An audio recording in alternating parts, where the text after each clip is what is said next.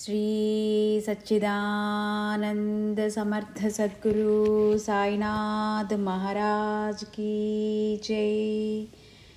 సాయి వికాస తరంగిణి అనే గ్రంథాన్ని నుంచి ఇవాళ మనం తెలుసుకుంటున్నది మంచి జీవన శైలికి మేలైన భక్తి మార్గం. అనుకోకుండా కష్టాలు వచ్చినప్పుడు, చిక్కుల్లో పడినప్పుడు సాయి నీవే దిక్కు, మమ్మల్ని రక్షించు అని వేడుకుంటాం. ఆ కష్టాల నుంచి బయటపడితే షిరిడీ వస్తాం, నీ దర్శనం చేసుకుంటాం అని కూడా మొక్కుకుంటాం. రక్షించు, కాపాడు అని విడవకుండా ప్రార్థనలు చేస్తాం. తీరా చిక్కుల్లోంచి బయటపడగానే చేసిన భాషలు మర్చిపోతాం. ఆ తర్వాత అంతా మామూలే. మళ్ళీ ఎవరి పనుల్లో వారు పడి కొట్టుకుపోతూ ఉంటాం. మళ్ళీ ఏ రాయో రప్పో తగలగానే బాబా అని పిలుస్తాం. ఎంతైనా మనుషుల తత్వమే ఇంత కదా. కానీ శ్రీ సాయి దయామయుడు. భక్తుల మనసులో ఏముందో సాయి ఇట్టే తెలుసుకోగలరు. ఎవరు ఏ కోరికతో పిలిచినా సాయి నేనున్నానంటూ పలుకుతారు. తన కారుణ్య దృక్కులతో తనను నమ్మిన వారిని కాచి కాపాడతారు. అందుకు ఎన్నో నిదర్శనాలు చూపారు. అయితే శ్రీ సాయి మన నుంచి కోరుకునేది ఇలాంటి భక్తి కాదు. భక్తి అనేది జీవితంలో ఒక భాగం కావాలని బాబా అభిలాషిస్తారు. ఎల్లవేళలా దైవ నామస్మరణ చేయడం, కష్టాల్లో ఉన్నవారిని ఆదుకోవడం, ఆకలితో ఉన్నవారికి అన్నం పెట్టడం, మంచి భావనలతో మనసును నిష్కల్మషంగా ఉంచుకోవటం, ఇతరులను నిందించకపోవటం, ఇంకా ఎన్నెన్నో సద్బుద్ధులను తన ఆధ్యాత్మిక పదంలో చేర్చారు. ఇవన్నీ ఆచరించే వారిని శ్రీ సాయి సదా అంటిపెట్టుకునే ఉంటారు. బాబా చూపిన ఆధ్యాత్మిక బాట కేవలం భక్తిపరమైనదే కాదు, అది మంచి జీవన శైలిని కూడా అలవరుస్తుంది. దానిని ఆచరించిన వారు అన్నింటా మంచి ఫలితాలను పొందుతారు. శ్రీ సాయినాథాయ నమః.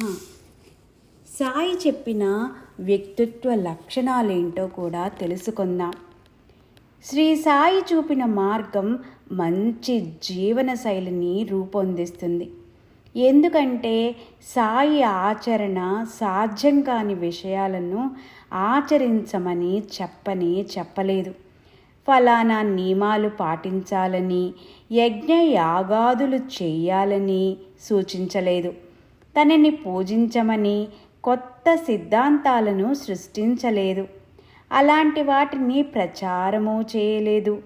శ్రీ సాయి తను నడయాడిన కాలం నుంచి ఈ రోజు వరకు మరేం చేశారు?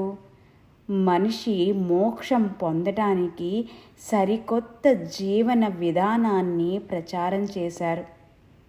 అంతేకాదు, ఆ విధానంలో ఎలా జీవించాలో అందరికీ జీవించి చూపించారు. అలాంటి జీవన శైలిని అలవర్చుకుంటే ఎవరైనా ఎంతటి స్థాయికి చేరుకోవచ్చో తెలిసేలాగా జీవించారు. మనిషి ఎలా బతకాలో గీతలో కృష్ణుడు చెబితే సాయి దానిని ఆచరించి చూపించారు. శ్రీ సాయి తన జీవిత పర్యంతం ఎన్నెన్నో నిదర్శనాలను రుజువుపరిచారు. భగవంతుణ్ణి దర్శించటం కష్టంతో కూడుకున్న ప్రక్రియ కాబట్టి కళ్ళెదుట కనిపించే గురువునే దైవంగా భావించమన్నారు. పరనింద కూడదన్నారు. దేవుడొక్కడే అన్నారు. భగవంతుడే మన యజమాని అన్నారు.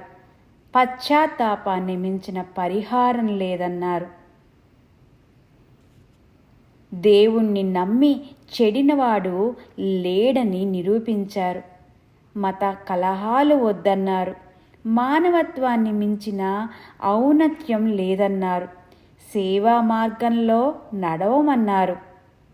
కులం, మతం, బీద, ధనిక భేషజాలకు పోకుండా సమభావంతో మసులుకోవాలంటూ సమాజ నిర్మాణానికి పునాదులు వేశారు. ఇవన్నీ ఒక మనిషిగా మనం నిత్యం ఆచరించవలసిన విధానాలే, విధిగా పాటించవలసిన పద్ధతులు కూడా. వీటిని పాటించడానికి ఏ నియమ నిబంధనలు అసలు అవసరమే లేదు. ఇవి వ్యక్తిత్వ లక్షణాలు. ఈ లక్షణాలను వ్యక్తిత్వంలో భాగం చేసుకుంటే అంతులేని భగవంతుని ప్రేమ సొంతమవుతుంది, జీవితం చరితార్థమవుతుంది అని చెప్తున్నారు బాబా మనకి. ఇంత చక్కని లక్షణాలను చెప్పిన బాబాకు, అలాగే